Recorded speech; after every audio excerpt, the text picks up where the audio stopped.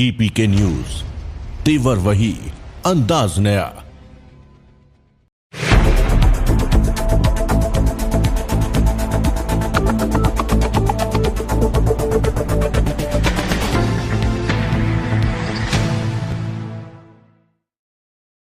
राजस्थान विधानसभा चुनाव 2023 का चुनावी शंखनाद कांग्रेस के पूर्व राष्ट्रीय अध्यक्ष राहुल गांधी ने विश्व आदिवासी दिवस पर बुधवार को मानगढ़ धाम पहुंचकर आदिवासियों को साधते हुए कर दिया।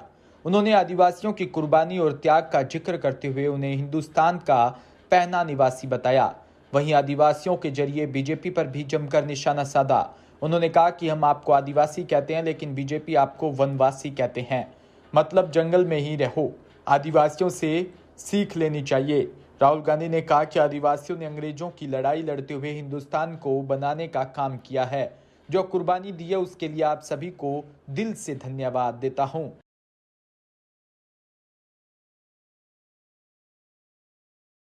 जयपुर से खबर, जहां टोंक फाटक बरकत नगर के आदर्श बाजार में सनी देओल फैंस क्लब द्वारा गदर 2 के टिकट वितरण के दूसरे चरण की शुरुआत सेंसर बोर्ड के पूर्व सदस्य व लघु उद्योग के चेयरमैन राजीव अरोड़ा के हाथों से कराई। वहां मौजूद रहे सनी देओल फैंस क्लब के अध्यक्ष नंद कुमार व सदस्य हितेश अजवानी और अन्य सदस्य रहे। सभी सदस्यों ने गदर 2 के 10 मिलियन व्यूअर होने व 1 लाख टिकट एडवांस बुकिंग होने की खुशी में सभी सदस्यों ने केक काटा।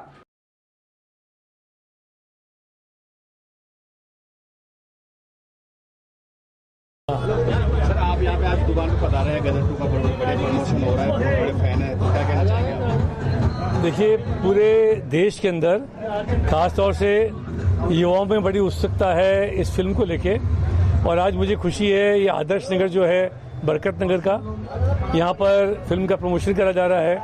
और हमारी जो टीम के साथी हैं, हितेश अडवाणी जी, अभिषेक सैनी जी, राजेश कुमार जी, सुरेंद्र सैनी मुन्ना जी, अक्षय जैन मोदी जी, इन सब लोगों ने प्रयास करके, जितेंद्र पटौदी जी, ये 500 टिकट जो है प्रमोशन के गदर फिल्म के दिए जा रहे हैं। मुझे आशा है कि अब सीजन शुरू होने वाला है फेस्टिवल्स का।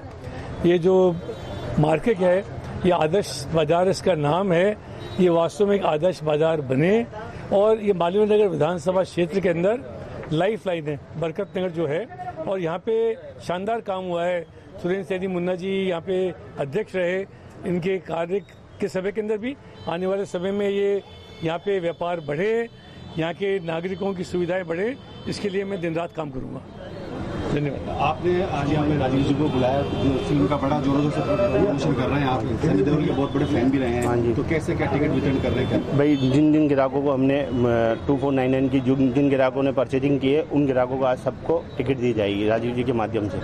राजीव जी से प्रमोशन कराया जा रहा है क्योंकि ये मेरे गुरु है। किस तरह का ऑफर रखा आपने, कितने लोगों को दे रहे हैं, कैसे कर रहे हैं? अभी तक हमने 100 टिकटें बांट चुके हैं, और 100 टिकटों का और प्रमोशन है आज का। आज 100 टिकटें हमारे को और बांटनी है। जयपुर से खबर, जहां एनजीओ जनता दरबार की ओर से बुधवार सुबह 11 बजे एसएमएस रोड स्थित होटल लॉर्ड्स प्लाजा में आगामी विधानसभा चुनाव को लेकर एक बैठक आयोजित की।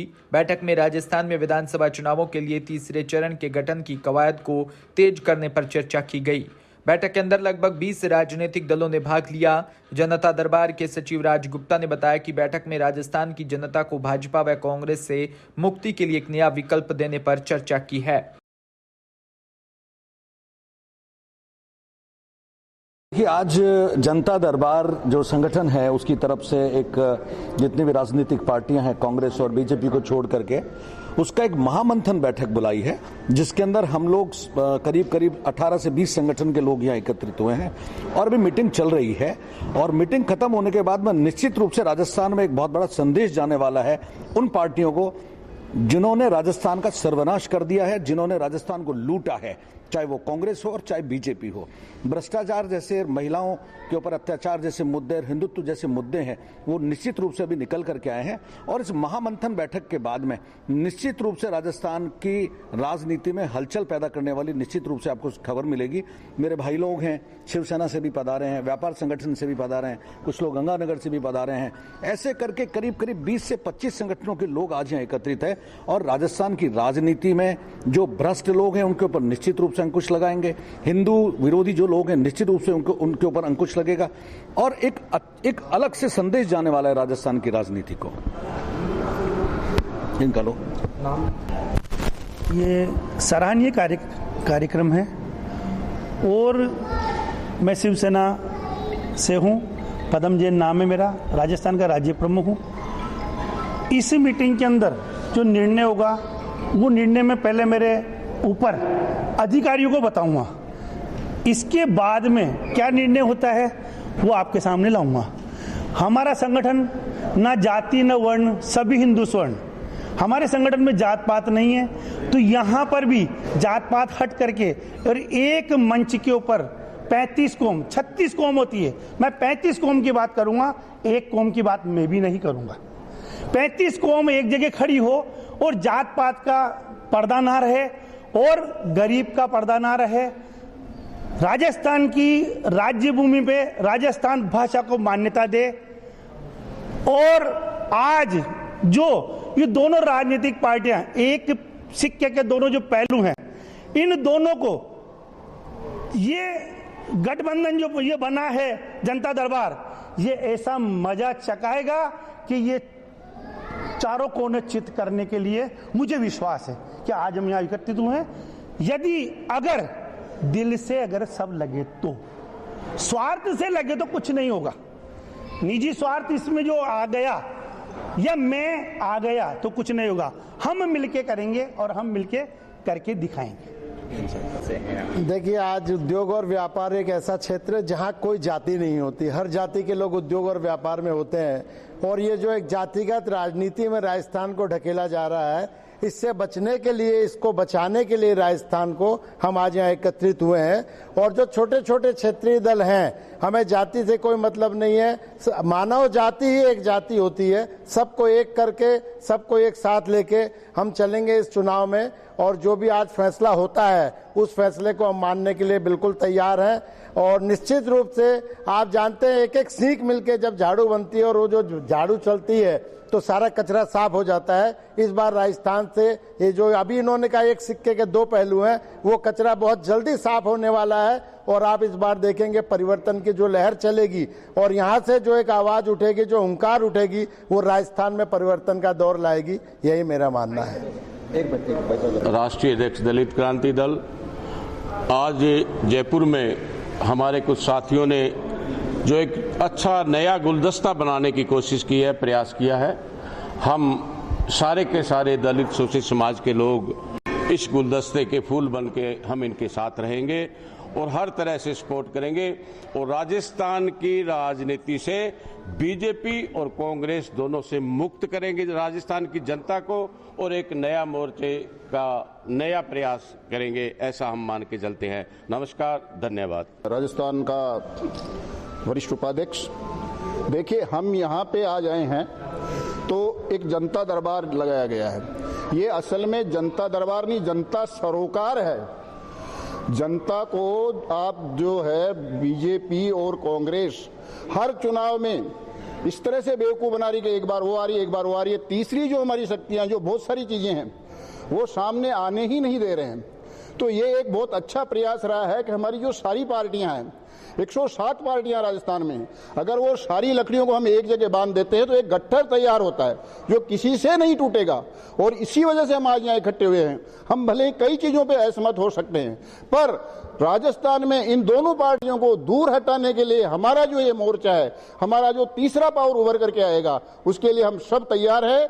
अगले चुनाव में समर्थन से पूरा परिवर्तन होगा और आप देखेंगे कि कांग्रेस और बीजेपी दोनों की टक्कर के लिए हमारा गट्ठर, ये मजबूत गठबंधन बिल्कुल तैयार है। हम पूरी टक्कर देंगे और हम लेकर के आएंगे हमारा स्वराज। खबर केलवाड़ा से, जहां थाना एएसआई इस्लाम खान ने बताया कि बुधवार को दोपहर में नेशनल हाईवे 27 पर ऊनी बाईपास के समीप दो बाइकों में आमने सामने की भिड़ंत हो गई। दुर्घटना में एक बाइक सवार बांसखेड़ा निवासी जानकी लाल चिरोंजी लाल व दूसरी बाइक सवार एमपी के शेरपुर निवासी लक्ष्मण पुत्र सुल्तान सिंह व उसके रिश्तेदार चंडालिया निवासी मीराबाई गंभीर रूप से घायल हुए। घटना के बाद मौके पर घायल पड़े बेसुध पड़े हुए थे, जिन्हें राहगीरों ने इमरजेंसी 108 एम्बुलेंस की मदद से केलवाड़ा अस्पताल पहुंचाया। शाहबाद बारा से खबर, जहां खंडेला वन क्षेत्र में भूमाफियाओं द्वारा बीती रात अवैध तरीके से वन भूमि पर हकाई की जा रही थी। गुर्जर समाज के लोगों ने इसका विरोध किया तो भूमाफिया ग्रामीणों पर हावी हो गए। दोनों ही पक्षों में झड़प हुई। झड़प के दौरान ग्रामीणों के हल्की चोट लगी। मौके से ग्रामीणों ने खंडेला वन क्षेत्र के कर्मचारी को दूरभाष पर सूचना दी। खंडेला के फॉरेस्टर झंकार सिंह ने एक बार ग्रामीणों का फोन उठाकर संतोष पर जवाब न देकर अपना फोन स्विच ऑफ कर लिया। ट्रॉली आप ये जब्त करवाए, किस तरीके से क्या हुआ मामला है? हम रात में 10 बजे गए थे। ये ट्रैक्टर ट्रॉली अवैध रूप से चल रहे थे जंगल में। हम गए तो हमारे ऊपर ट्रैक्टर ऊपर चढ़ाया। फिर ये ट्रैक्टर ट्रॉली हमने यहाँ खंडेला नाके पे ट्रैक्टर और बोलोरा, फिर हमने 2 ट्रैक्टर एक बोलोरा थी, हमने जब्त करवाया। और उसके बाद में यहाँ खंडेला नाके पे फोन लगाया तो फॉरेस्टर साहब रूप से जो ट्रैक्टर चल रहे थे इसमें कौन कौन थे और इसमें क्या कहना है आपका? रात में 10 बजे लगभग जंगल में हकाई करने आए थे। ट्रैक्टर 2 ट्रैक्टर थे, एक महिंद्रा ये गाड़ी थी बोलोरा, और ये रात में लगभग 10-11 बजे बीच हकाई कर रहे थे। तो हम ग्रामीण लोग वहाँ पर। जोधपुर से खबर, जहां राजस्थान उच्च न्यायालय के आदेशों पर 2000 में जोधपुर सिटी के बाहर बसाया गया ट्रांसपोर्ट नगर अब खस्ता हाल हो चुका है। करीब 10,000 आमजनों वाली बासनी ट्रांसपोर्ट नगर की सड़कें नजरों से गायब हो चुकी है। पूरे ट्रांसपोर्ट नगर की गलियों में अवैध ढाबे, दुकानों के आगे छपरे लगाकर अतिक्रमण से व्यवसायी बहुत परेशान है। जोधपुर एम्स के नजदीक बसा ट्रांसपोर्ट नगर पिछले 15 वर्षों से बदहाल है। ट्रांसपोर्ट एसोसिएशन व ट्रांसपोर्ट नगर विकास समन्वय समिति की ओर से बुधवार को अध्यक्ष सोहन भूतड़ा व वीरेंद्र त्रिहान ने पत्रकारों को बुलाकर समस्याओं से रूबरू करवाया। भूतड़ा ने कहा कि केंद्र व राज्य सरकारों को सबसे ज्यादा राजस्व देने वाला ट्रांसपोर्ट व्यवसाय स्थल व्यवस्थाओं से चौपट पड़ा है।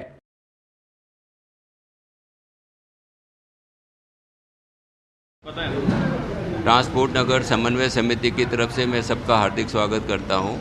98 में ये बासनी ट्रांसपोर्ट नगर बना था और हाई कोर्ट के निर्देश थे कि यहाँ पे सारी मूलभूत सुविधाएं डेवलप करके व्यवसाय को यहाँ शिफ्ट किया जाए। बहुत दुख के साथ कहना पड़ रहा है कि 25 साल के अंदर यहाँ पर न तो अभी सीवरेज लाइन लगी है, न यहाँ पे रोड्स हुई है और न यहाँ पे इलेक्ट्रिफिकेशन ढंग से हुआ है। इस कारण से बरसात के दिनों में तो ट्रांसपोर्ट नगर के अंदर हम काम भी नहीं कर सकते। इतने गड्ढे बढ़ जाते हैं और इतना कादा कीचड़ हो जाता है कि गाड़ियाँ भी नहीं चल पाती। शाम के समय 6-7 बजे के आसपास तो यहाँ पे जो टैक्सियों का आवागमन रहता है तो इतनी मिट्टी उड़ती है कि यहाँ कम से कम 10,000 लेबर और स्टाफ रहते हैं। करीब करीब सभी को लंग्स की बीमारियाँ लग चुकी है। हम लोगों ने प्रशासन से, कमिश्नर साहब से, कलेक्टर साहब से, महापौर दक्षिण, महापौर उत्तर, जनप्रतिनिधि, एमएलए, मुख्यमंत्री, सबसे बार बार हम निवेदन करते आए हैं कि यहाँ पर हमारे मूलभूत सुविधाएं, specially sewerage line, gutter line और रोड्स और इलेक्ट्रिफिकेशन आप सुचारू रूप से कराएं, जिससे हम लोग यहाँ पर व्यवसाय कर सकें। 25 साल में नहीं होने के कारण अब मजबूरी होके अभी आप देखते हैं ट्रांसपोर्ट नगर में चारों तरफ अतिक्रमण भी हो रहा है, क्योंकि अनडेवलप्ड एरिया टाइप हो गया है। तो हर आदमी अपनी अपनी सुविधा के हिसाब से काम कर रहे हैं। पर सरकार की, जो कि व्यवसाय की सबसे बड़ी इकोनॉमी, रीढ़ की हड्डी ट्रांसपोर्ट कहलाती है, उसकी तरफ सरकार का कोई भी ध्यान नहीं है। सबसे ज़्यादा टैक्स देने के बाद भी। चौमेला से खबर, जहां कस्बे में देर रात्रि 8 बजे बाद भी धड़ल्ले से शराब बेची जा रही है। मामला चौमेला कस्बे के आड़े बाजार में स्थित शराब की दुकान का है, जहां मीडिया ने कुछ तस्वीरें कैमरे में कैद की, जिससे अंदाजा लगाया जा सकता है कि शराब संचालकों को कानून का कोई खौफ नहीं है। अब आबकारी विभाग व पुलिस की गश्त पर भी सवालिया निशान खड़े होते दिखाई दे रहे हैं। शराब संचालक राज्य सरकार के नियमों की धज्जियां उड़ाते हुए दिखाई दे रहे हैं। अब देखना यह है कि खबर प्रकाशित करने के बाद जिम्मेदार की क्या कार्रवाई सामने देखने को नजर आती है। सबसे आश्चर्य करने वाली बात तो यह है कि यदि चौमेला कस्बे में अगर रात्रि 8 बजे बाद अपने जरूरत से जुड़ी किसी चीज की जरूरत है तो शायद उसके लिए आपको अगले दिन सुबह बाजार खुलने का इंतजार करना पड़ेगा।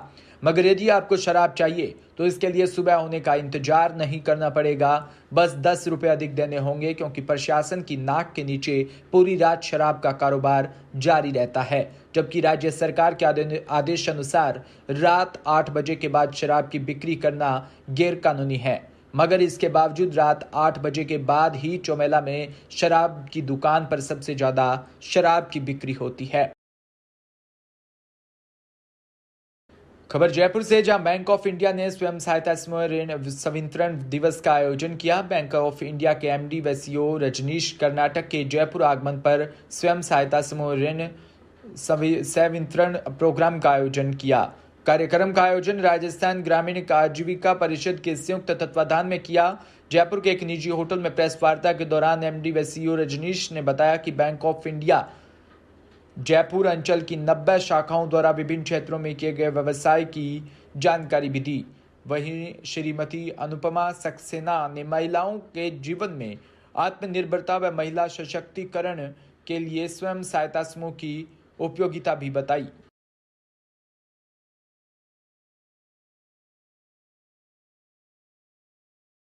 प्रेजेंटेशन रहता है महिलाओं को जो करना पड़ता है, कोई कोलेटरल सिक्योरिटी उस तरह से नहीं लेते हैं सेपरेटली। जो स्टॉक वो बना रहे हैं, जो माल बना रहे हैं, या कोई अगर वो मशीनरी खरीद रहे हैं जो बैंक के पैसे के द्वारा से खरीदी जा रही है, सिर्फ उसी के पूरा चार्ज रहता है। अदरवाइज कोई सिक्योरिटी अलग से महिलाओं से नहीं लिया जाता है। और जो इंटरेस्ट रेट भी, जो ब्याज दर भी उसमें लगती है, वो भी सब्सिडाइज्ड होती है, वो भी एक लोअर रेट पे होती है। तो ये बहुत ही सरल और सिंपल लोन है जो क्विकली महिलाओं को मिलता है और एक ग्रुप के अंडर में मिलता है। महिलाएं ग्रुप में आके एक काम कर सकती हैं। एक तरह से पार्टनरशिप है महिलाओं की, जिसके अंडर में उनको लोअर रेट ऑफ इंटरेस्ट पे, लोअर मार्जिन पे और कम सिक्योरिटी के साथ, विदाउट एनी कोलेटरल सिक्योरिटी जिसे कह सकते हैं, ये एसएचजी के लोन्स दिए जा रहे हैं। इसमें अगर सर कोई महिला अगर डिफॉल्टर होती है तो उसमें क्या प्रक्रिया होती है? डिफ़ॉल्ट के अकाउंट में तो जो नॉर्मल एक प्रक्रिया होती है एनपीए होने के बाद, वो नॉर्मल प्रक्रिया ही चलती है। बहुत बार हमारा इंश्योरेंस कवरेज भी होता है, क्रेडिट गारंटी का कवरेज भी होता है, वहाँ से भी हमारे को पैसा आता है। हम लोग तो सारे बीएसबीडी अकाउंट्स खोल ही रहे हैं, वहाँ पर ऐसा कोई मिनिमम बैलेंस का कुछ वैसा क्राइटेरिया होता नहीं है। तो 11 करोड़ हमारे कस्टमर हैं, उसमें से नियरली आधे बीएसबीडी के भी कस्टमर हैं। तो उनमें तो इस तरह से हम चार्जेस कोई लगाते नहीं है। जो बीएसबीडी की गाइडलाइन है उसी के तहत पे जो चार्जेस हैं वो लगते हैं। अदरवाइज़ तो बीएसबीडी अकाउंट वर्चुअली फ्री हैं हमारे डिपॉजिटर्स के लिए। तो हम लोग तो हमारी सारी 5100 ब्रांचेज में सब जगह पे बीएसबीडी अकाउंट खोल रहे हैं। तो हमारा जो भी हम कोशिश कर सकते हैं समाज के लिए और समाज को बैंकिंग सिस्टम से जोड़ने के लिए, वो सारे हम कार्य कर रहे हैं। सर बात करें एजुकेशन लोन की, इसमें क्या रेट वगैरह है, क्या बेनिफिट दे रहे हैं? रेट तो मुझे अभी इस टाइम पे याद, महिलाएं हैं उनके लिए हमने एसएचजी लोन्स आज वितरित करे। 1000 से ज़्यादा लोन थे। और ये जो महिलाओं के लिए हमने करा है, संगठन करके है, किसी एसएचजी ग्रुप में 5 महिलाएं हैं, किसी में 7 हैं, किसी में 10 हैं या उससे ज़्यादा हैं। अलग अलग तरह के ग्रुप महिलाओं के बने हुए हैं जिसके अंडर में करा। और हमने जो बैंक ऑफ इंडिया में हमने ये जो रखा है, राजस्थान में स्पेशली संगठन में ही शक्ति है, उसको हमने रखा है। उसके अंडर में महिलाओं के लिए हमने ये एसएचजी के लोन्स दिए हैं। इसके अलावा हमने डेयरी के भी लोन दिए हैं, केसीसी डेयरी के भी हमने लोन वितरित करवाए हैं अपने कुछ दिनों में अपनी ब्रांचों के शाखाओं के थ्रू। तो हमारी जो 152 शाखाएं हैं जो राजस्थान में कार्य कर रही हैं, सब लोगों ने, सारी ब्रांचों ने अपने एसएचजी लोन बांटे हैं इन पिछले दिनों में और केसीसी के डेयरी लोन्स बांटे हैं। तो ये हमारी बहुत बड़ी एक्टिविटी रही है जो एग्रो इकोनॉमी है यहाँ पर राजस्थान में, और जो self help group, self employed ladies के लिए ये बहुत बड़ी एक्टिविटी हमने करी है पिछले दिनों में।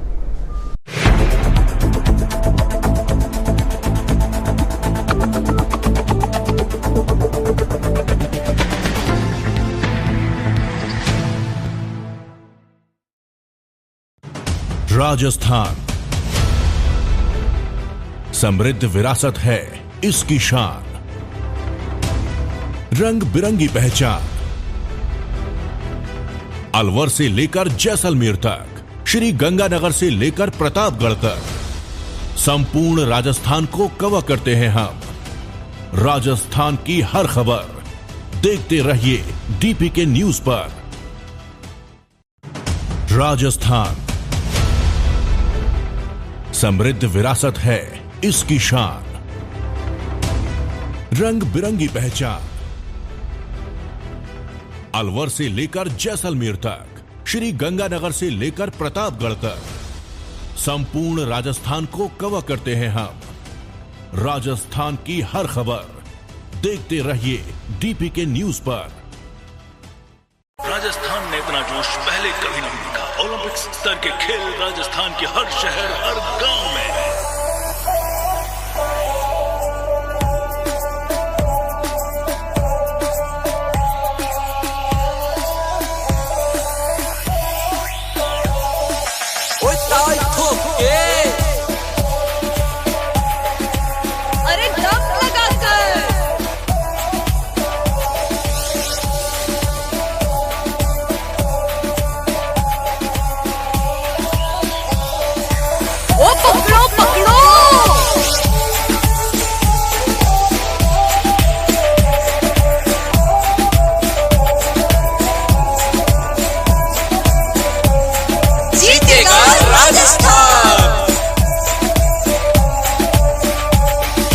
राजीव गांधी ग्रामीण